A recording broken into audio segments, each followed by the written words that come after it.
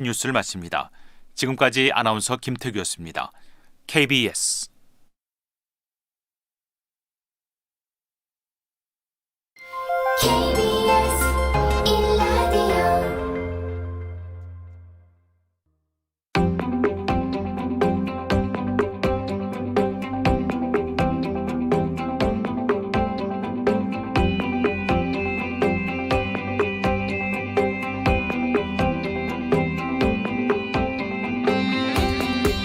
김성환의 시사야.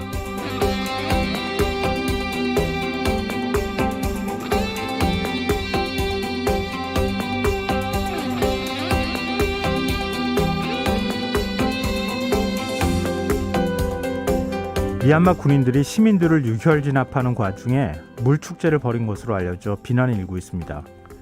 시민들은 올해만큼은 축제 대신 희생자를 추모해야 한다면서 슬픔에 잠겼지만 미얀마 군인들은 서로에게 물을 뿌리고 춤을 추며 민심과는 동떨어진 모습을 보인 겁니다. 미얀마 시민들은 지금 화분을 들고 거리에 나서고 있습니다. 화분에는 우리는 정의를 원한다라는 내용의 메시지가 적혀 있다고 하는데요. 또 다른 시민들은 군부의 총에 죽어간 시민들을 기리기 위해 물 대신 빨간색 페인트를 곳곳에 뿌리고 있다고 하죠. 오늘로 미얀마 군부 쿠데타가 발생한 지 73일째를 맞았습니다.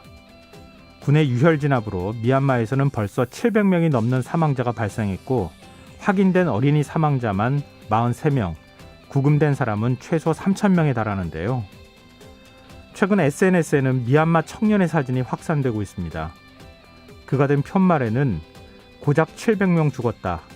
천천히 해도 된다. 우리는 아직 수백만 명이 남아있다. 이런 글이 적혀 있다고 하는데요.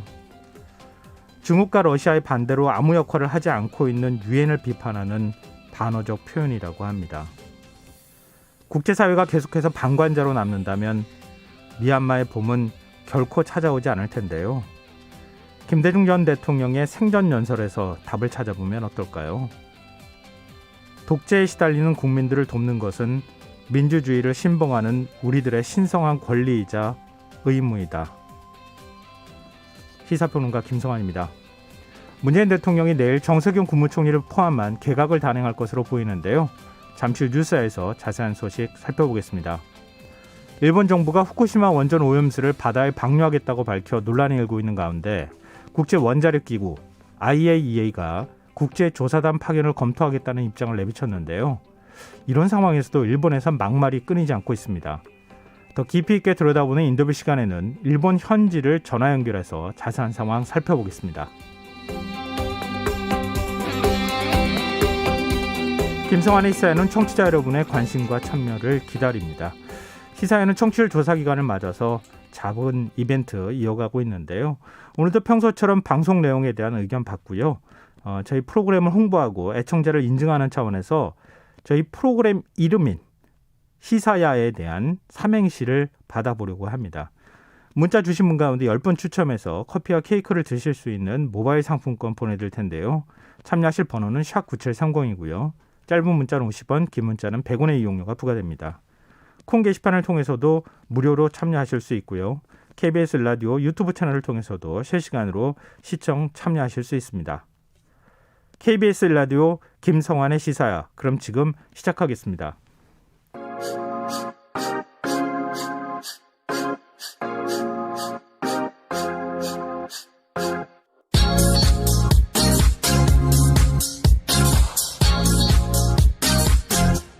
KBS 1라디오 김성환의 시사야.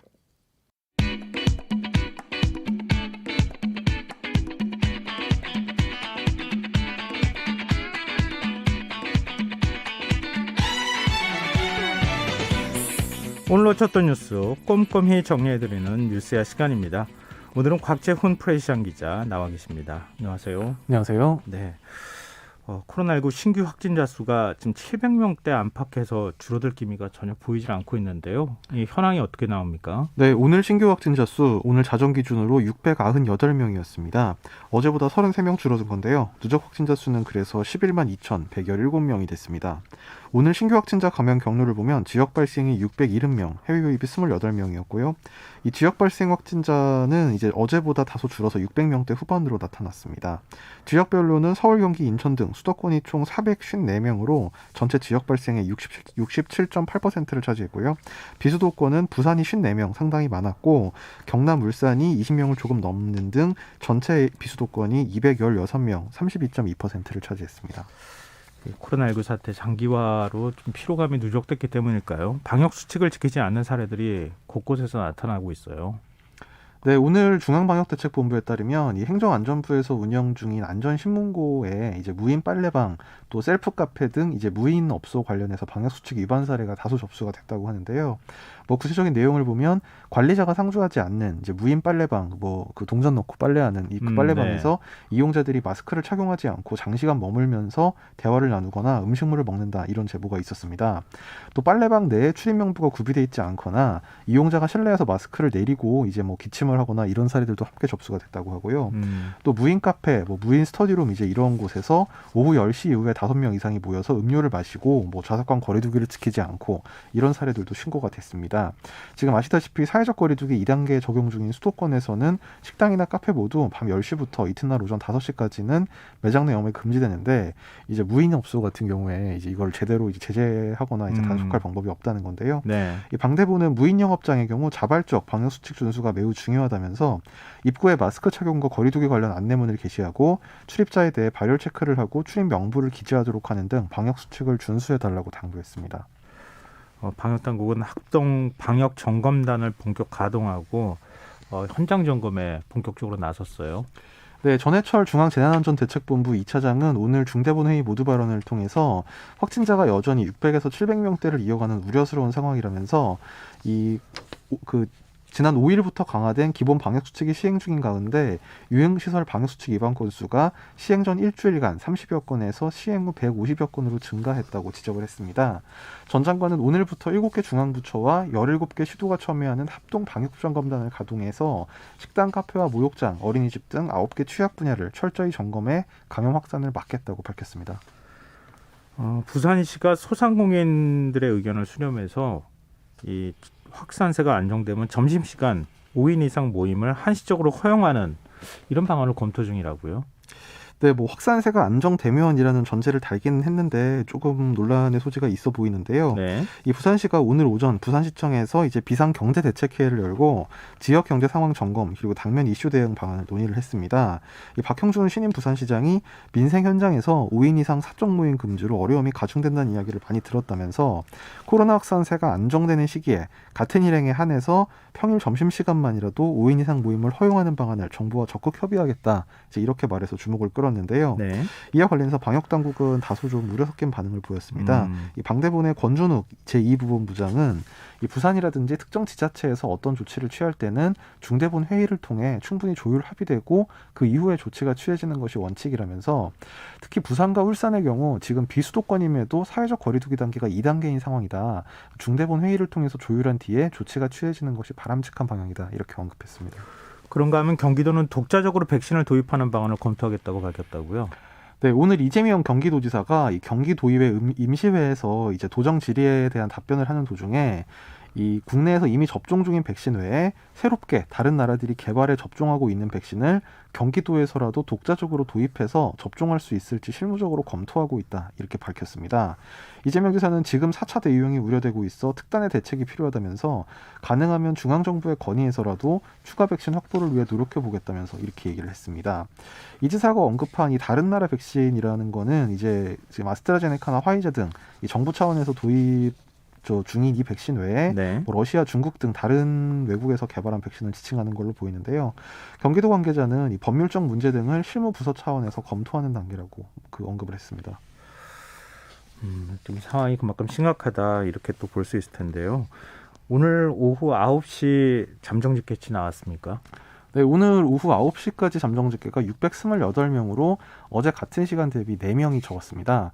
앞서 오후 6시 잠정집계는 어제보다 한 10명, 12명 정도 많았었는데 네. 뭐 아마 오늘과 비슷한 수준, 그러니까 600명 후반에서 많으면 700명 안팎 아마 이렇게 될 것으로 보입니다. 근데 지금 코로나19 확진자 숫자가 좀 줄지 않고 지금 불안불안한 상황이잖아요. 여기서 1,000명 넘는 건 또 금방이다 이렇게 방역당국도 얘기하고 있으니까 하여튼 방역당국도 고민이 좀 깊어질 수밖에 없을 것 같은데요. 정부는 사회적 거리두기를 비롯한 방역 조치를 조정할 경우에 시간적 여유를 두고 발표하겠다 이런 입장을 밝혔어요. 네, 이제 앞서서 정부가 현행 거리두기 단계를 그 내달 2일까지 3주간 재연장한다고 발표를 하면서 상황이 악화되면 언제든 거리두기 단계를 비롯해서 방역 조치를 강화할 수 있다. 이제 이렇게 얘기한 데 대해서 이게 좀 너무 예측 가능성이 떨어지는 거 아니냐. 그래서 현장에서 혼선이 좀 예상된다. 이런 지적이 나오자 네. 오늘 윤태호 이 중앙사고수습본부 방역총괄반장이 거리두기 단계 관련 발표를 한다고 하더라도 일선 현장에서 준비할 여유를 두고 발표를 해왔다. 그러니까 너무 걱정할 필요가 없다는 취지로 해명을 했습니다. 아무래도 지금 사회적 거리두기 단계를 높이게 될 경우에는 특히 소상공인들의 경우에는 피해가 클 수밖에 없잖아요. 미리 좀 대비할 수 있도록 해주는 것도 필요하지 않을까 싶네요. 네, 뭐 사실 지금까지 정부에서 방역 조치나 이제 이런 거를 할 때도 보면 이제 그 계도 기간을 두고 뭐 한 일주일 한 2주일 정도 이제 계도 기간 적용 기간을 두고 이제 좀 탄력적으로 운영을 해오긴 했습니다. 네. 그리고 정부가 상병수당 도입 논의를 시작했다고요? 네, 오늘 복지부가 이 기재부, 고용노동부 등 관계부처와 이해관계자 전문가로 구성된 상병수당제도 기획자문위원회를 열고 이 한국형 상병수당 구축을 위한 논의를 시작한다고 밝혔습니다. 복지부는 상병수당이 도입될 경우에 질병으로 경제적 능력을 잃고 빈곤층으로 전락하는 것을 막는 안전망 기능과 함께 제때 치료받을 수 있는 건강권이 확대된다는 입장인데요. 참고로 현재 이 경제협력개발기구 OECD 36개국 중에 한국과 미국을 제외하고는 모두 상병수당이 도입된 상태고 미국은 이제 연방제 국가라서 주별로 좀 다른데 뉴욕주, 캘리포니아주에서는 이 상병수당 제도가 도입이 돼 있습니다. 그리고 미국 질병통제예방센터, 이게 CDC라고 부르는 기관에서 얀센 백신에 대한 접종을 일단 잠정 중단하지 않았습니까? 네. 근데 이게 좀 언제쯤 결과가 나올지 좀 주목이 되는데 다음 주쯤이면 나올 수 있는 거예요. 예, 아마 그렇게 될 걸로 보이는데요. 예. 일단 한 차례 이 얀센 백신 사용 여부에 대한 결정이 연기가 됐습니다. CDC의 자문기구인 예방접종자문위원회가 현지 시간 14일, 그러니까 한국 시간으로 오늘이었는데요. 이 얀센 백신 사용 여부에 대한 결정을 연기했는데요. 이 미국이 결론을 못 내에 따라서 당분간 다른 나라들에서도 얀센 백신은 좀 사용하기 어렵게 됐습니다. 네덜란드, 덴마크, 크로아티아, 루마니아 등은 얀센 백신을 확보했지만 당분간 사용하지 않기로 했고요. 더 나아가서 남아프리카 공화국 같은 경우에는 예방 차원에서 사용을 중단하기로 했습니다. 또 이탈리아는 이제 18만 회분을 확보를 했는데 유럽의약품청, EMA 등 보건당국 결정을 기다리기로 했습니다.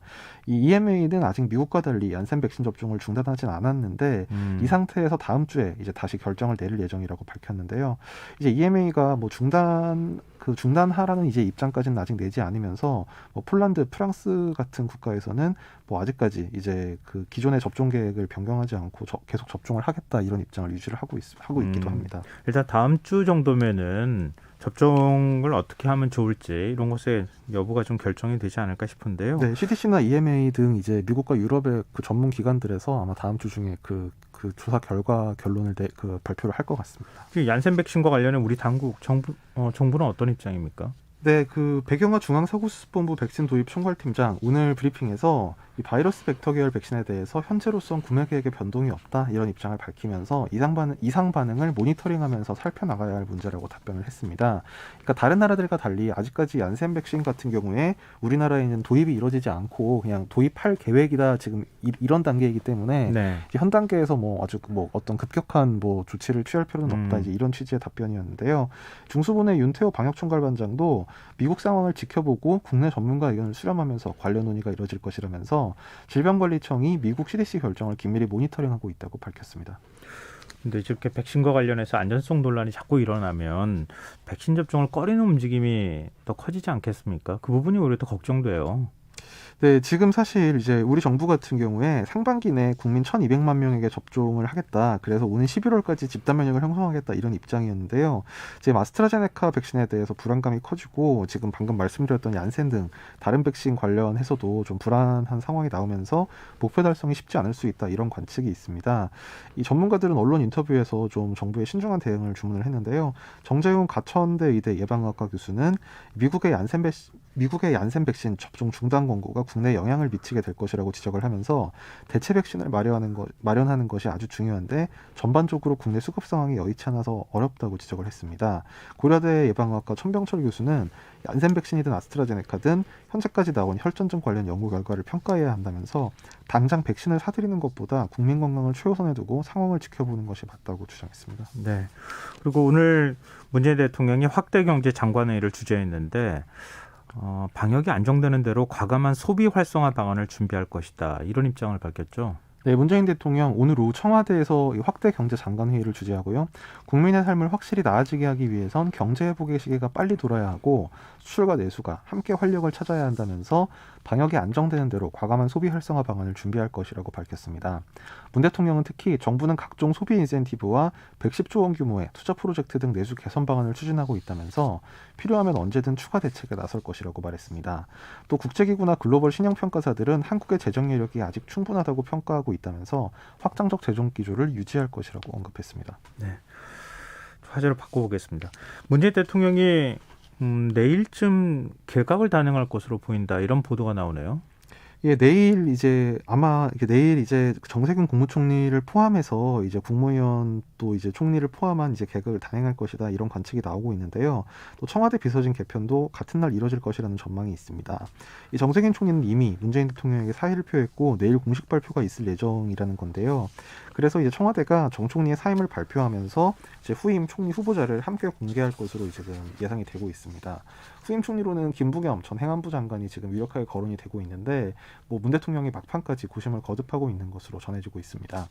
국무총리와 함께 이제 그 장관 교체가 언급되는 부서는 국토교통부, 고용노동부, 산업통상자원부 등 한 5개 부처인데요. 네. 또 청와대 비서실에서는 정무수석과 사회수석 등이 교체 대상으로 거론됩니다. 홍남기 경제부총리는 어떻게 되는 거예요? 홍남기 부총리 같은 경우에 이제 정세균 국무총리가 사임을 하면 그 공백을 메우기 위해서 일단 유임하기로 가닥을 잡은 걸로 알려졌습니다. 그러니까 이럴 경우에 홍 부총리가 총리 대행을 맡게 됩니다. 네. 지금 문재인 대통령 임기가 1년 정도밖에 남지 않은 상황이잖아요. 이게 마지막 개각이 될까요? 아니면 또 개각이 또 있을 수 있을까요? 개각은 이제 이를테면 어떤 인사 요인이 발생했을 때 한두 명 또는 서너 명 정도를 바꾸는 것은 남은 임기 1년 중에도 얼마든지 있을 수가 있을 것 같은데요. 네. 근데 지금 이제 거론되는 게 상당히 그 넓은 이제 그 범위라서 총리를 포함한 그리고 청와대 총리 그다음에 내각까지 이렇게 상당 부분 큰 폭으로 바꾸는 개각은 아마 이번이 마지막이 되지 않을까 그런 관측도 있습니다. 이제 일종의 이제 선거 참패 이후에 인적 쇄신을 해야 될 필요가 있기 때문에 좀 더 개각의 폭이 커진다 이렇게 볼 수 있잖아요. 근데 지금 이 여당과의 관계, 민주당과의 관계도 새롭게 설정해야 하는 또 숙제도 남아 있지 않나요? 네, 맞습니다. 이건 아무래도 이제 그러니까 민주당의 원내대표, 그 다음에 당대표가 누가 되느냐, 그 선거 결과에 따라서 좀 좌우되는 부분도 있을 것 같은데요. 이를테면 오늘 그 토론회도 있었습니다만, 네. 원내대표 후보자들 같은 경우에 이제 윤호중 의원은 그 당청 관계 관련해서 당정 협의를 제도화해서 강력한 당정청 협력 체계를 구축하겠다 이런 입장인 반면에 박원주 의원 같은 경우엔 청와대가 민심 목소리가 반영된 당의 목소리에 더 귀 기울여야 된다 이렇게 좀 다소 다른 입장을 보이고 있습니다. 네. 내일 개각이 어떤 형태로 나올지 현재는 예측하기가 좀 쉽지는 않은데요. 기존의 언론에서 보도했던 형태대로 나올지 아니면 더 폭이 커질지 이런 건 좀 지켜봐야겠습니다. 지금 여러분께서는 KBS 라디오 김성환의 시사와 함께하고 계십니다. 계속해서 뉴스야 이어가겠습니다. 미국 의회의 초당적 기구인 톰 렌토스 인권위원회가 오늘 밤에 대북전단 금지법과 관련해 화상 청문회를 연다고요? 네, 그러니까 한국 시간으로는 밤 11시, 그러니까 그 미국 현지 시간으로 오전 10시에 이 청문회가 열리게 되는데요. 네. 이 톰 렌토스 인권위원회는 이 미국 의회 초당적 기구로 인권에 관심 있는 의원들이 자유롭게 참여할 수 있는 의회 내 기구입니다. 그래서 오늘 이제 한국의 대북전단 금지법에 대해서 한국의 시민적 정치적 권리, 한반도 인권의 시사점 이런 제목으로 청문회를 여는데요. 이건 지난달 30일부터 대북전단 금지법이 시행이 됨에 따라서 이 군사 분계선 일대에서의 대북 확성기 방송 또 전단 살포에 대해서 최대 3년 이하 징역을 처벌할 수 있도록 하는 이제 이 법에 대해서 이미 그 의회 이 렌토스 인권위원회가 청문회를 열겠다 이제 이런 계획이었습니다. 이게 좀 상당히 이례적인데요. 네. 물론 이제 이 청문회가 뭐 입법에 직결되는 뭐 상임위원회 청문회와는 달리 좀 이제 좀 더 자유로운 성격의 뭐 공청회 성격에 가까운 행사이지만 어쨌든 이제 한국 정부의 남북 관계 관련 행보, 특히 이제 그 어떤 그 한국 정부가 이제 입법을 통해서 한 행정 작용에 대해서 좀 이렇게 하는 거는 상당히 좀 이례적이다, 이런 평가가 있습니다. 그렇죠. 지금 다른 나라의 법 제정과 관련해서 미국 의회가 나서고 있는 문제잖아요. 여러 가지 논란이 좀 뒤따를 수밖에 없을 것 같은데 미국 국무부도 입장을 밝혔죠. 네, 미 국무부는 북한으로서의 정보 유입 중요성을 강조하면서도 이 대북전단 금지법은 한국 내부 절차에 따라 판단할 사안이다, 이런 입장을 밝혔는데요. 오늘 미국의 소리 방송 보도에 따르면 국무부 대변인실 관계자가 우리는 한국이 독립적이고 강한 사법부가 있는 민주주의 국가로서 이 법을 재검토할 수 있는 도구를 갖추고 있다는 사실을 존중한다, 이렇게 말했습니다. 이 관계자는 그러면서 우리는 한국 정부와 긴밀히 접촉하며 북한으로의 정보 유입과 표현의 자유의 중요성에 관한 강력한 견해를 표명해 왔다면서 정보가 자유롭게 북한으로 들어가고 나오며 북한 내에서 자유롭게 흐르는 것을 계속 촉진한다, 이렇게 말했는데요. 뭐 어쨌든 한국 정부가 그 판단할 문제다, 뭐 이렇게 얘기를 하면서도 좀 뭔가 이 법에 대해서 재검토해야 된다, 내지는 뭔가 이 그 정보가 자유롭게 북한 안과 밖으로 흘러야 되고 내부에서 흘러야 된다, 이런 입장을 좀 표명한 것이어서 좀 뭐랄까요, 한국 정부가 좀 각을 세우는 게 아니냐, 이런 평가도 있습니다. 그럼 우리 정부는 어떤 입장입니까? 네, 통일부 당국자는 오늘 이 청문회가 향후 한미간 외교 관계에 부정적 영향을 미칠 가능성에 대한 기자들의 질문을 받고 한미 동맹 차원의 영향을 말씀드려야 할 사안이 아니라고 생각한다, 이렇게 답변을 했습니다.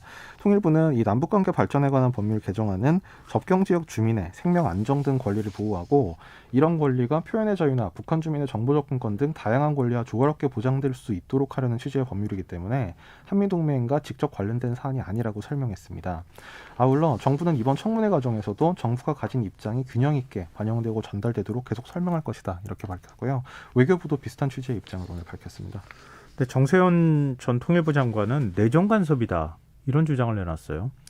네, 그 정세현 민주평통 수석부의장이 오늘 한 라디오 방송 인터뷰에서 의회에서 청문회를 연다는 건 일종의 내정 간섭이다, 이렇게 주장하면서 미국이 아무리 큰 나라지만 미국 의회가 뭐든지 할 수 있다고 하는 것은 착각이다, 이렇게 강하게 비판을 했습니다. 정 부의장은 청문회에 대해서 바이든 정부 대북 정책에 일정 정도 영향을 주고 싶어하는 공화당 쪽 의도가 반영된 행사라고 본다면서 특히 청문회 참석 그 증인들에 대해서 수잔 솔티를 비롯해서 대북 적대의식, 반북의식이 강한 분들이 주로 증언을 한다는 문제가 있다, 이렇게 지적을 했습니다. 뭐 국내 전문가들이 좀 비슷한 취지의 뭐 언론에 인터뷰를 하긴 했는데요.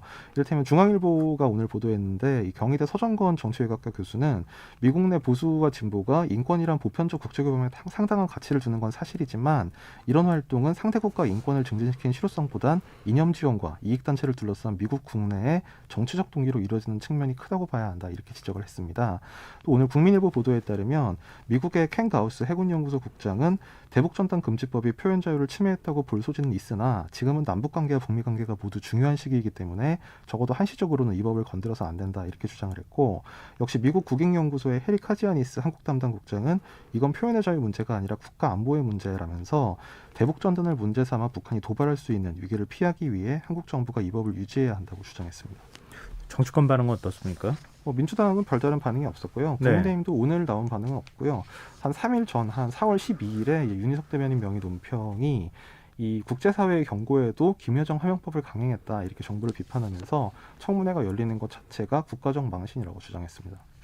그동안 대북전단에 대해서 굉장히 민감한 반응을 보였던 북한, 별도의 어떤 입장이 나온 게 있나요?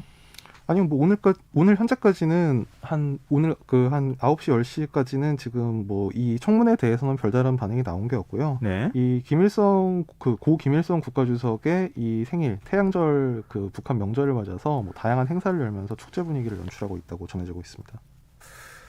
네, 참 이거 어떻게 봐야 될지 앞으로 조금 국내에서도 논란이 될 수밖에 없는 사안이겠어요. 지금 그동안에도 이제 굉장히 이 부분에 대해서 여러 가지 문제 지적도 있기도 했고 또 이게 국가 안보 차원에서 결정한 것이다, 이런 주장도 있고 북한 인권에 대해서 좀 더 신경을 써야 한다, 이런 주장도 있기 때문에 일단 논란이 좀 예상되는 것 같습니다. 자, 다음 뉴스로 넘어가 보겠습니다. 이 교통방송 TBS 간판 라디오 프로그램 진행자죠. 김어준 씨의 출연료가 지금 논란이 되고 있어요. 이 국민의힘이 출연료 공개를 요구하고 나섰다고요?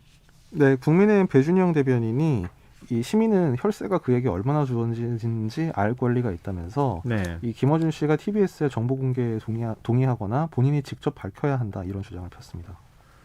TBS 측은 어떤 입장입니까?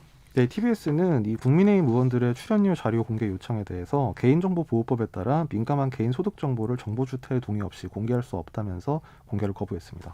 김어준 씨도 방송 중에 입장을 내놨다고요? 네, 뭐 김어준 씨는 공직자도 아닌데 내가 이 개인 계좌를 들춰내야 하느냐 뭐 이렇게 불쾌감을 표했습니다. 네. 오세훈 서울시장이 후보 시절에 TBS 정치적 중립성을 문제 삼지 않았습니까? 뭐 국민의힘 쪽에서도 적극적으로 의원들이 문제 삼기도 했었는데 예산 지원 중단 가능성 언급했던 것 이거 어떻게 봐야 됩니까? 그 오세훈 시장이 선거 과정에서 뭐 토론회 등에서 이제 그런 얘기를 한 적이 있는데요. TBS 같은 경우에 지금 원래 서울시 산하기관이었다가 작년에 별도 재단으로 독립을 했고 또 이제 예산 편성권은 시장에게 있지만 이제 그걸 이제 시의회에서 승인을 받아야 되는데 네. 서울시의회 대다수가 민주당 소속이기 때문에 오 시장이 이 TBS 예산에 대해서 당장 미칠 수 있는 영역은 상당히 제한적이라는 그 지적이 있습니다. 뭐 지금 TBS 같은 경우에 이제 수입의 70% 이상을 서울시 출연금에 그 의지해서 재정적으로는 서울시에서 완전히 독립을 하지 못한 상태인데요. 이 시장이 예산안을 편성합니다만 이 예산안을 심의 의결할 권한은 지금 시의회에 있고 시의회 거의 절대다수 90% 이상이 민주당 시의원들이 차지를 하고 있습니다. 근데 오세훈 시장이 그동안에 밝힌 내용대로 이게 하기가 쉽지가 않은 상황이라는 거잖아요. 서울시 의회가 동의하지 않으면. 또 어떻게 될지 모르겠는데 지금 시민단체인 언론개혁시민연대가 입장을 내놨다고 하는데 어떤 내용입니까? 네, 어제 언론개혁시민연대가 입장을 냈는데요. 그 어제 논평에서 이 언론개혁시민연대는 여론의 편승에 방송 편성이나 재원에 직접 압력을 가하려는 일부 정치권의 행태는 비판받아 마땅하다면서도 TBS 공정성 논란을 정치 탄압대 언론자유 이분법 구도로 몰아가는 것도 본질을 흐리기는 매한가지라면서 사안의 본질은 TBS의 저널리즘에 대한 시민들의 누적된 불만과 문제 제기에 있다고 지적했습니다. 이 단체는 공정한 보도의 요청은 시민에게 주어진 정당한 권리이며 공영방송은 이런 비판에 성실히 답해야 할 책무가 있다고 지적했습니다. 네. 이제 정치권 얘기도 좀 해보죠. 민주당이 내일 원내대표 경선이 있죠? 네, 내일 그 의원총회를 통해서 이 원내대표 경선을 하게 됩니다. 오늘 마지막 토론회가 있었다고요? 네, 그 원내대표 경선에 나선 윤호중 의원, 박완주 의원이 마지막 후보자 토론회에서도 이 주요 현안, 특히 이제 언론개혁, 검찰개혁 사안에 대해서 입장 차이를 보였는데요. 네. 이 오늘 토론회에서 윤호중 의원은 언론개혁 법안이 이미 국회에 제출돼 있다면서 가짜뉴스, 허위사실에 대한 징벌적 손해배상제가 도입돼야 한다. 이 법이 반드시 금년 중에 처리될 수 있도록 하겠다. 이렇게 강한 의지를 보였습니다. 네. 또 여기에 대해서 포털도 언론의 역할을 하는 만큼 언론과 같은 규제를 받아야 한다거나 그 현재 법안이 논의 중에 있지만 아직 본격적 처리 수준까지 아직 올라오지 못했다. 만약에 원내대표가 될 경우에 좀 법안 처리를 독려하겠다는 그런 취지의 입장도 밝혔고요. 네. 또 반면에 박완주 의원 같은 경우에는 정교하게 논의하고 국민 목소리를 담아내면서 다음 정부에 하면 어떻겠느냐 일종의 속도 조절론을 폈습니다. 박 의원은 언론개혁 필요성이 있지만 힘으로 밀어붙여서는 안 된다면서 언론 자유를 막는다는 프레임에 걸려 대선을 앞두고 전선 확대가 바람직하지 않다고 비판했습니다. 검찰개혁에 대해서도 두 의원이 시각차를 보였는데요. 윤 의원은 검찰개혁 법안 관련 당 검개특위 위원장으로서 2단계 개혁 방안을 마련하고 있다. 이런 그 플랜을 제시하면서 1단계 검찰개혁 방안이 안정적으로 정착하는 것과 국가범죄 수사 영향 훼손 방지라는 문재인 대통령이 주신 지침이 민주당의 원칙이다. 이 원내대표가 되면 왜 2단계 검찰개혁이 필요한지 국민에게 설명하고 지지 속에서 개혁을 완수할 것이다. 이렇게 강조를 했습니다. 반면 박완주 의원은 문재인 정부에 힘을 실어준 국민이 180석을 몰아준 건 개혁을 추진하는 명령이라면서도 네. 1차 검찰개혁이 20대 국회에서 윤호중 법사위원장이 있을 당시 여야 합의가 아닌 약간 변형된 형태로 이뤄졌다. 이렇게 말해주고 눈길을 끌었습니다. 그러면서 공수처 첫 번째 사건이 국민들은 어떤 것인지 수사권 분리를 했을 때 뭐가 나타나는지 경험하지 못했다면서 안정적인 1차 검찰개혁 진행을 지켜보면서 한편으로 완전한 수사기소 분리에 대한 논의를 심도 있게 해야 한다. 이런 신중한 입장을 나타냈습니다. 확실히 좀 입장차가 뚜렷해지고 있다 이런 생각이 드는데요. 이 원내대표 경선은 국회의원들, 당 소속 의원들이 그 투표권을 갖고 있는 거잖아요. 네, 의원들만 대상으로 한 이제 선거가 이뤄지는 건데요. 그 후보가 단 딱 두 명이기 때문에 네. 아마 내일은 뭐 재투표 이렇게 가지 않고 아마 1차에서 바로 결판이 날 것 같습니다. 아, 그러네요. 만약에 3명일 것 같으면 결선 투표까지 갈 텐데. 그렇죠. 과반 득표자가 없을 경우에 보통 이제 2차 재투표까지 하게 되는데 내일은 후보가 2명이라서 아마 한 번에 결판이 날 것 같습니다. 짧은 시간 안에 아마 결론이 나올 것 같은데. 근데 원내대표가 누가 되느냐 이게 당대표가 누가 되느냐 이거하고도 또 연결이 될 수밖에 없는 상황이잖아요. 그렇죠. 뭐 그리고 이어서 또 당정청 관계 영향 그렇죠. 그리고 이제 야당과의 관계 설정 이제 이런 것들이 상당히 많이 달려 있어서 결과적으로 지금 보궐선거 끝나고 향후 대선까지 1년 정도가 지금 정치권에 상당히 중요한 시기인데 그 이제 첫 번째 포석 첫 단추가 될 것 같아서 내일 민주당 의원들의 선택이 주목이 되고 있습니다. 당권 레이스도 본격화하는 상황인데 후보들이 오늘 일제히 광주를 방문했다고요? 네, 오늘 일제히 첫 일정으로 이 민주당 텃밭 광주를 찾아서 호남 민심에 대한 구애 경쟁을 펼쳤는데요. 홍영표 의원은 어제 출마 선언을 한 데 이어서 오늘 오전에 5.18 민주묘지를 참배하고 오후에는 광주 시의회 기자회견을 가졌습니다. 우원식 의원은 오늘 오전에 이 국회에서 출마 선언을 하고 오후에 광주 시의회를 갔다가 5.18 묘지를 참배했습니다. 송영길 의원도 오늘 오후에 출마 선언을 하고 5.18 묘지를 참배했습니다. 뭐 거의 동선이 그러네요. 간 장소들이 거의 비슷한데요. 동선이 겹치진 않았습니다. 이들 후보들은 광주 군공항 이전이나 이 광주 전남의 행정 통합, 또 광주형 일자리 문제, 또 국립 아시아 문화 전당 등 이 지역 현안 해결에 대해서 뭐 비슷한 한 목소리를 내면서 호남 민심에 대한 구애를 폈고요. 아무래도 이 의미에 대해서는 이 다수 당원이 몰려 있는 곳이 호남이고 또 수도권 당원들에 대한 표심에도 이 호남 민심이 상당히 영향력이 큰 만큼 아무래도 이 당대표 선거운동의 첫 발자국이다 이런 해석이 많습니다. 네. 그 재보선 이후 조용히 지내던 이낙연 전 대표 이 메시지를 냈는데 이른바 요즘에 강성 지지층이라고 불리는 민주당 지지층 당원이라고 해야 되죠. 당원들을 향해서 메시지를 냈어요. 네, 그 오늘 이낙연 전 대표가 그 SNS에 쓴 글에서 민주당이 반성과 쇄신을 통해 국민의 신임을 다시 받는 일에 모든 힘을 보태겠다 뭐 이런 입장을 밝혔는데요. 이후에 기자들과 만난 자리에서 그 이른바 당신과 민심이 괴리됐다는 지적이 있는데 어떻게 보느냐 이런 질문을 하니까 그 이낙연 전 대표가 이렇게 답변을 했습니다. 우선 당심이 하나가 아니다. 그래서 당신과 민심이 크게 다르다고 보지 않는다. 이렇게 얘기해서 눈길을 끌었고요. 네. 다만 당심도 여러 갈래로 나타나고 있는데 그것을 표현할 때는 사실에 입각하고 절제 있게 표현하는 것이 당을 위해서 좋겠다면서 또 이제 한편으로 그러나 어떻든 그런 당원들이거는 존중돼야 한다 이렇게 얘기를 했습니다. 그러니까 기자들이 그러면 소위 문자폭탄이라는 거에 대해서 지금 좀 이제 뭐 반성 내지는 자성해야 한다는 지적들이 있는데 거기에 동의하지 않는 것이냐 이렇게 재질문을 하니까 네. 이낙연 의원이 다시 이 절제 범위를 지키도록 노력하는 것이 설득을 얻는 데 도움이 될 거다라고 생각하는데 그 문자는 언론이 생각하는 어느 한 방향이 아니다. 다시 한번 이렇게 강조를 했습니다. 이거 어떤 의미예요? 지금 이것도 맞고 저것도 맞다는 것 같은데 느낌이? 글쎄요, 그러니까 뭐 사실 이게 언론마다 해석이 좀 다른데요. 뭐 그 일부는 이게 강성 지지층에 좀 절제해달라 이제 이런 메시지를 낸 점을 좀 주목한 반면에 당신과 민심이 크게 다르지 않다라든지 당원들 의견은 존중돼야 한다. 또 그 이른바 문자폭탄이라고 불리는 그 문자가 어느 한 방향의 성격이 아니다. 이렇게 규정한 것에 대해서는 결국 이제 지금 당 내에서 다수를 차지하고 있는 그 상당히 좀 다수 영향력을 차지하고 있는 이 당원들의 좀 역성을 들어준 게 아니냐 이런 해석도 가능할 것 같습니다. 네. 그리고 지금 현역 국회의원으로는 처음으로 민주당 이계호 의원이 코로나19 확진 판정을 받았어요. 이것 때문에 민주당 지도부가 전원 자가격리에 들어간 건가요? 요거는 이제 두 개가 좀 이제 분리된 건데요. 예. 일단 민주당 지도부가 지금 전원 지금 자택 대기 중인 상황은 이제 어제 이제 부산에서 그 민주당 비대위를 현장 비대위를 열었는데 네. 그걸 취재했던 사진 기자 한 명이 확진 판정을 받았습니다. 그래서 이거를 오늘 통보를 받아가지고 민주당 도종환 비대위원장과 비대위원들이 지금 선제적으로 귀가를 해가지고 지금 자택 대기를 하면서 결과를 기다리고 있는 중이고요. 이제 그거랑은 별개로 이제 국회 그 농해수위 위원장을 맡고 있는 민주당 이계호 의원이 오늘 현역 의원 중에 처음으로 이 코로나19 확진 판정을 받았습니다. 어제 이 의원의 수행지서가 확진 통보를 받음에 따라서 밀접 접촉자로 분류가 돼서 오늘 오전에 코로나19 검사를 받아보니까 결과가 양성으로 나왔다는 건데요. 네. 지금 이 현역 의원이 확진된 게 말씀하신 대로 이번이 처음이고 특히 이계호 의원 같은 경우에 국회 상임위원회 위원장을 맡고 있어서 뭐 보좌진 그다음에 국회 사무처 직원 또 이제 동료 의원들과 접촉이 많은 만큼 지금 상당히 뭐 좀 국회 사무처를 포함해서 정치권 전체가 좀 그 주시를 하고 있습니다. 일단 그 어제 오늘 사이에 이제 이계호 의원과 접촉을 가졌던 이 민주당 위성권 의원은 지금 검사를 받았는데 결과가 음성으로 나왔다고 하고요. 민주당 이원택 의원은 이제 곧 검사를 받을 예정으로 알려졌습니다. 지금 뭐 국회가 긴급 재난대책본부 회의를 소집해서 회의에 들어갔고 뭐 국회의원회관 7층을 중심으로 긴급 방역 조치에 들어가는 등 뭐 여러 가지 좀 상황이 벌어지고 있네요. 이게 또 어디까지 파급 효과가 미칠지 좀 지켜봐야 되겠습니다.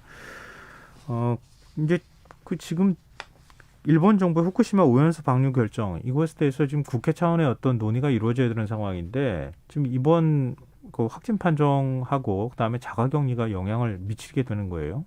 그러니까 원래 오늘 오후 3시 반에 지금 국회 이 농해수위가 전체 회의를 열어가지고 이 후쿠시마 방사능 그 해양 방출에 대해서 그 긴급 현안 질의를 원래 오늘 할 예정이었거든요. 네. 그래서 장관 불러서 지금 이걸 좀 따져 물을 그 원래 예정이었는데 이 위원장을 포함해서 민주당 의원들이 지금 이 자가격리에 들어가야 되는 상황이라서 이 회의 자체가 무기한 연기가 됐습니다.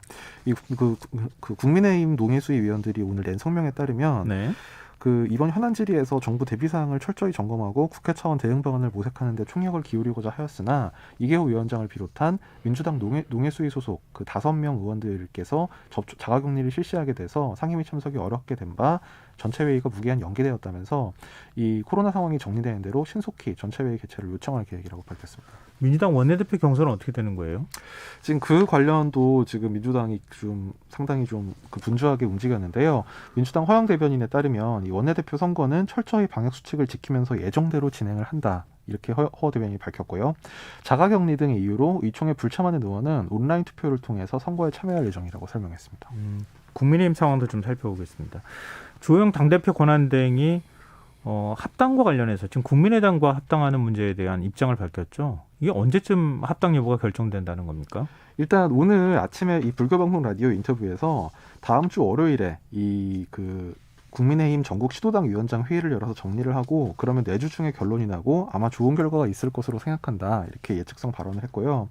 이후에 이제 기자들이 뭐 다음 주에서 더 미뤄지는 거 아니냐 이런 취지로 물어보니까 여러 정치 일정들은 빠르면 빠를수록 좋고 당길수록 좋다 좀 속도감 있게 하겠다 이런 의지를 표현을 했습니다. 근데 초선인 김웅 의원이 당대표 출마 선언했다고요? 예, 뭐 공식 출마 선언은 아니고요. 이제 어제 국민의힘 초선 의원들 간담회가 있었는데 이 자리에서 동료 의원들에게 내가 나갈 생각이 있다. 이제 이런 의사를 밝혔고 그래서 언론이 출마 선언을 한 거냐 이렇게 물어보니까 그게 아니고 이제 공식 출마 선언 이후에 다시 하겠다. 그냥 참석자들 앞에서 그런 의사를 밝힌 것이다. 이렇게 설명을 했습니다. 네.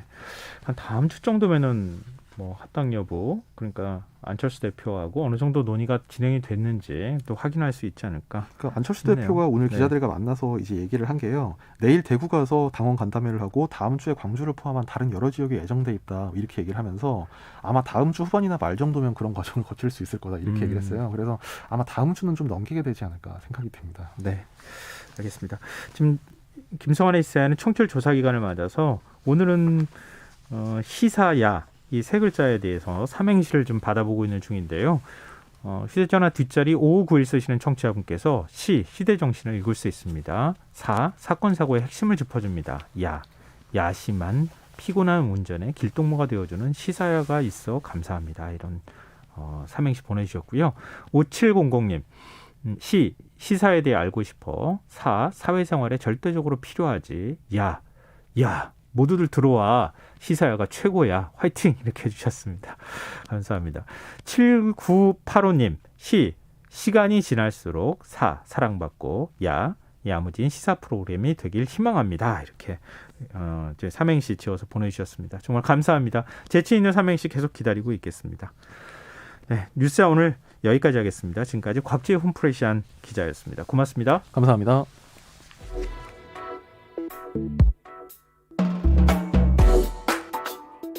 더 나은 내일을 준비하는 시간 KBS 1라디오 김성환의 시사야.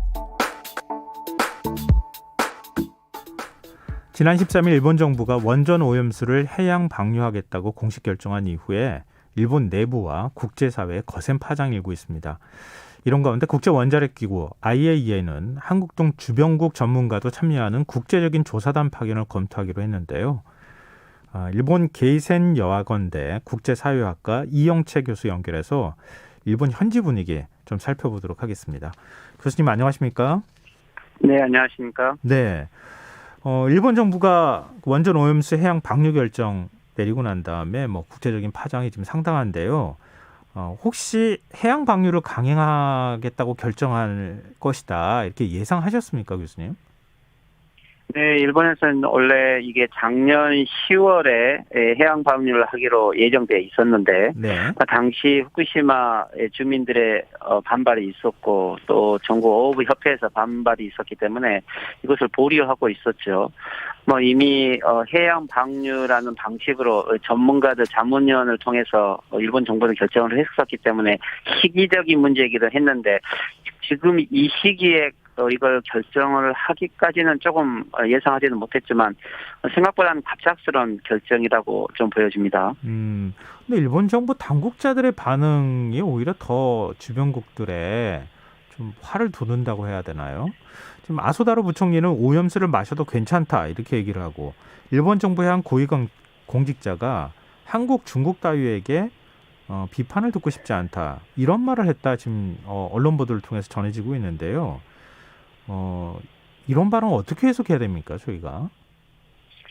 뭐 실제 일본 정부도 이번에 결정에 대해서 부담을 느끼고 있는 거고요. 네. 뭐 특히 한국과 중국이 더 강경하게 나올 거라고 원래 예상은 하고 있었다고 봅니다. 일본 국내 여론이 어떻게 무마시킬 수 있다고 보지만 뭐 국제적인 부분에 부담을 느끼고 있는 것에 대한 뭐 이런 정치적 발언들이 오히려 더 일본 국내 여론을 더 악화시키고 있고요. 또 후쿠시마 현지 주민들이라든지 여러 어민들의 여러 반발도 좀 강경하기 때문에 일본 정부 입장에서는 어떤 구체적인 대안을 가지고 있었으면 자신 있게 이야기할 건데 대안이 없이 정치적인 결정을 했기 때문에 뭐 이런 정부 고위 관료들의 좀 망언에 가까운 이런 발언들은 좀 자신들의 정치적 근거가 없다라는 것을 스스로 좀 자백하고 있는 이러한 망언이라고 보입니다. 문재인 대통령이 국제해양법재판소 제소를 언급한 바가 있는데요. 일본 정치권에서는 어떤 반응을 보이고 있습니까? 네, 일본에서도 문재인 대통령이 직접 이렇게 국제해양법 재판소 제소까지 언급할 거라고는 아마 예상하지는 못한 것 같고요. 예. 어느 정도 뭐 한국에게도 이해를 받도록 설명해 나가겠다라고 이야기는 했지만 실제 지금까지 는 적극적인 조치를 보여온 것은 아니기 때문에 네. 아마도 한국 정부의 반응에 대해서는 좀 관심을 보이고 있는 것 같습니다. 오히려 이것이 국제 문제화 되는 것을 가장 두려워하기 때문에 한국이 직접 국제해양법 재판소에 제소를 하게 되면은 실질적으로 이것을 좀 가장 난감해할 거고 그래서 그런지 사토 마사이사라고 하는 일본의 우익 국회의원은 오히려 이런 문재인 대통령의 발언을 물고 늘어지면서 오히려 한국이 더 창피를 당할 거라고 하는데 실제 그것은 두려워하고 있다라는 반증이라고 봐야 될 것 같습니다. 근데 이게 일부 정치인의 발언입니까? 아니면 일본 언론이나 정계에서 이런 지금 말씀하신 이런 우려를 하거나 아니면 평가가 나오는 겁니까? 실제 일본 언론들은 한국과 중국의 반응을 있는 그대로 보도를 하고 있고요. 네. 오히려 이제 정치가들은 일부 한국도 중국도 해양 방류를 하고 있는데 특별하게 일본이 오히려 더 그 수준이라든지 농도를 봤을 때 한국보다 더 잘 지키고 있다 이런 식으로 발언을 하지만 이런 것들은 어떻게 보면 정치적 발언으로 봐야 되고 실제 언론들이 한국과 중국을 비판하고 있는 이런 모습은 아닌 것 같습니다. 오히려 갑작스럽게 결정한 일본 정부에 대한 비판의 논조는 더 많은 것 같습니다. 오히려 일본 정부를 향해서 더 많은 관심을 가지고 있는 상황이다. 일본 언론이. 근데 일본 언론 보도를 저도 조금 들어가서 궁금해서 살펴보기도 하고 그랬는데 생각보다는 그렇게 비판적인 것 같지는 않던데요. 실제 일본 언론들 중에서는 일본 도쿄 신문이라든지 아사히 신문 같은 경우는 일본 정부가 후쿠시마 주민들과의 합의가 없으면 이것을 결정하지 않겠다라고 했는데 실제 이것은 합의가 되지 않고 결렬된 상태에서 일본 정부의 정치적 선택이기 때문에 여기에 대해서는 일본 정부에 대한 비판적인 논조는 있죠. 하지만 전체적인 언론이 일본 정부에 대해서 강력하게 반발하고 있지 않는 것은 실제 일본 정부가 이번 결정하기까지 정보나 자료를 정확하게 제시한 건 아니고요. 또 실제 일본 정부의 여론 조작의 영향도 있어서 각 언론사들이 발표를 결정하기 직전까지 이 문제를 지속적으로 반대를 해온 것은 아니죠. 특별하게 일본 정부가 대책을 가지고 있는 것도 아니고 또 국제 여론을 두려워하는 것도 있기 때문에 미디어들도 현지 주민들에 대한 배상 보상을 앞으로 도쿄전력이나 일본 정부가 책임 갖고 하기를 바란다라는 논조로 그치고 있는 것 같습니다. 근데 일본 정부가 오염수 안전성을 홍보하겠다고 편성한 예산이 우리 돈으로 한 200억 원가량이 된다고 하고, 또 원전 오염수에 들어있는 삼중수소, 이 귀여운 캐릭터로 만들어서 홍보하는 영상까지 제작을 했다는 사실이 알려지기도 했는데요. 일본 시민들은 이런 일본 정부의 태도에 대해서 어떤 반응을 보이고 있습니까? 네, 일본 시민들 입장에서는 일단은 이게 후쿠시마의 지역 문제로 좀 한정되어 있기 때문에 일본 시민들의 다수가 자기 직접적인 문제로 좀 인식하고 있지는 않고요. 예. 만약에 이 오염수를 도쿄만에다가 이것을 다 방류를 한다고 하면은 도쿄 지역 사람들이 강력하게 반발하겠죠. 직접 자신의 문제로 인식하기 때문에. 그렇지만 이것은 후쿠시마 앞바다에 흘린다라고 하고 있기 때문에 다수는 침묵을 하고 있다고 봐야 되고요. 하지만 이 결정을 한 당일날 삼중 수소를 캐릭터로 만들어서 홍보하는 영상이 동시에 나왔기 때문에 네. 이것은 오히려 신중하지 못하고 이것들을 무마시키려 하려는 또 희화화시킨다고 하는 이런 비판이 일었죠. 결국에는 이런 여론이 갑자기 악화되는 것을 두려워해서 이 홍보를 중단하기까지도 했고요. 결국에는 일본 정부도 특별한 대책보다는 이런 여론을 통해서 무마시키려고 하는 것 자체에 대해서는 일반 시민들도 비판을 하고 있는 것 같습니다. 일본 정부는 삼중수소가 위험하지 않다는 거잖아요. 그렇게 또 노골적으로 얘기하고 있는데, 일본 시민들 사실 기존 언론에서는 이렇게 비판적인 논조가 이렇게 많이는 없지만 인터넷이나 이런 데에서는 좀 이게 말이 안 되는 얘기다 이런 걸 얘기를 할 것 같은데, 이런 부분에 대해서 어떻게 생각합니까?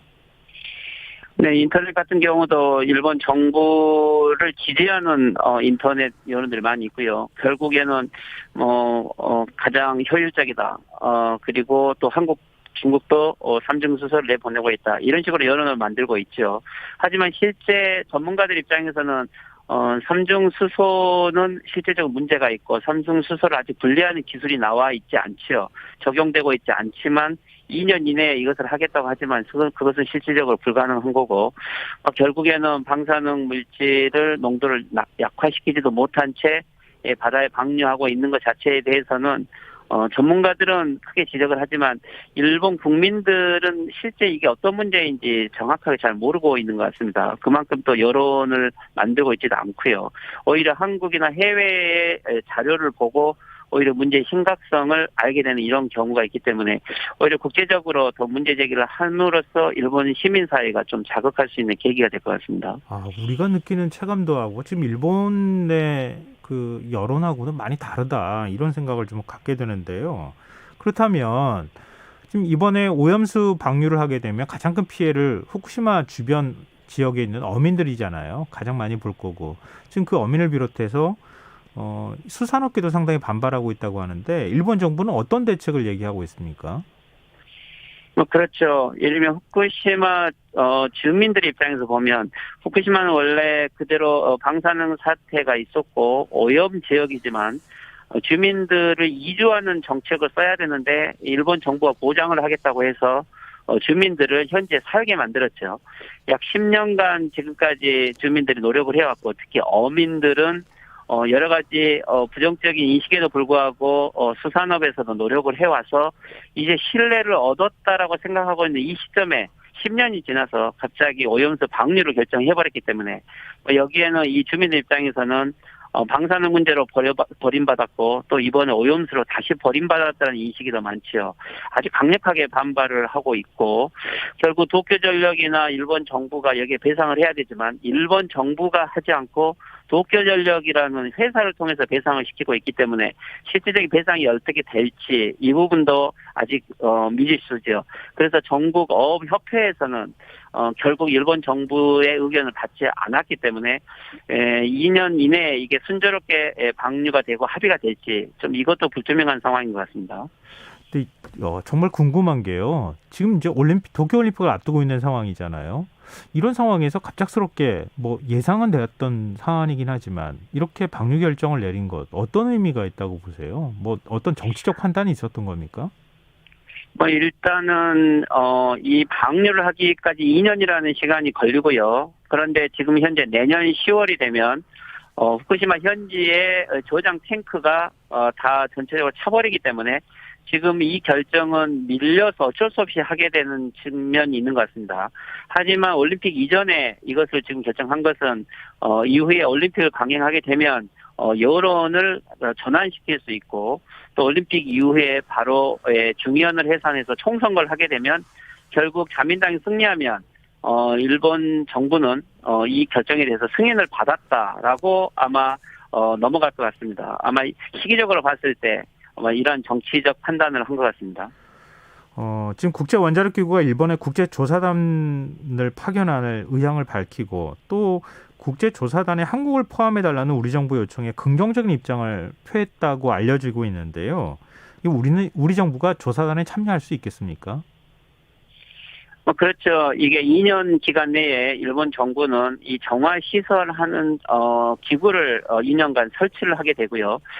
이 시설 속에서 정화를 검사하는 위원단이 이 국제기구 IAEA에서 오게 되고 이것을 일본 정부가 요청하게 되는 거죠. 한국은 해양재판소에도 제소를 해야 되겠지만 실질적으로 이 검사위원회에 참여를 해서 정화 상황을 직접 보는 것이 제일 중요할 것 같습니다. 하지만 일본 정부가 요청을 해야만 IAEA 조사위원단이 오기 때문에 네. 만약에 일본 정부가 가장 껄끄러운 한국위원회 참여를 거부하게 되면 실제 한국에 참여를 하고 싶어도 참여하지는 못하게 되는 거고요. 오히려 더 강력하게 IAEA를 통해서 국제사회의 신뢰를 얻기 위해서 주변국의 이해를 필요하기 위해서도 한국의 참여가 가장 필요하다라고 오히려 더 저희들이 주장을 해야 될 것 같습니다. 일본 정부가 한국 참여를 수용할 가능성을 일단 열어뒀다 이런 보도가 나오고 있던데 그게 가능하겠습니까? 또 여기에 따르는 반응이 혹시 나온 게 있습니까? 예, 아마도 한국과 중국이 강력하게 반발을 해가면 아마도 일본 정부도 이 주변국의 이해를 얻지 못한 상황에서 방류를 하는 것에 대한 부담감이 있을 것입니다. 그렇지만 또 한국이 참여했을 때 일본의 의도대로 될지라는 부분들도 있기 때문에 일단은 일본 정부는 어느 나라든지 참여를 시키겠다라고 열린 자세로 이야기를 하겠지만 실제 이것이 참여가 될지는 좀 더 지켜봐야 될 것 같습니다. 지금 스가 총리가 바이든 대통령과 정상회담을 위해서 미국으로 갔다고 하는데요. 지금 미국 정부 태도도 굉장히 중요하지 않습니까?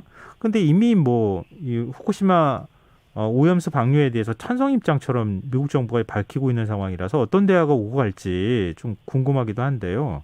지금 미국의 태도 어떻게 나올 것 같습니까? 그렇죠. 이번에 미국의 국무부가 이 해양 오염수 방류에 대해서 일본을 지지한다라고 발언을 했죠.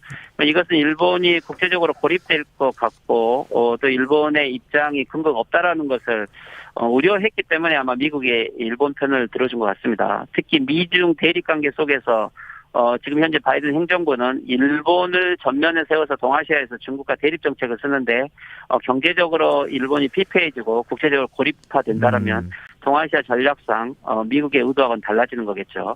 이것은 정치적 판단이라고 보고 미국은 실제 일본의 해양 네. 방류에 대해서 지지한다고 하지만 일본의 수산물을 10년간 금지하고 있기 때문에 네, 미국도 실제 일본의 이 수산물에 대한 불신은 깊어지고 있는 것 같습니다. 알겠습니다. 이번에 정상회담에 가지만 예.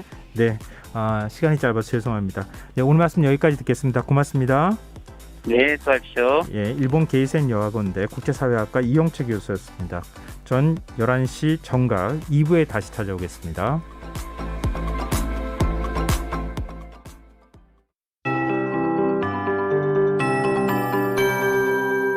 KBS 58분 날씨. 내일 전국 대부분 지역에 비가 오겠고 이후 황사가 영향을 미치겠습니다. 내일 전국이 대체로 흐리다가 낮에 중부 서해안부터 차차 맑아지겠고 새벽부터 오후 사이 전국 대부분 지역에 가끔 비가 오겠습니다.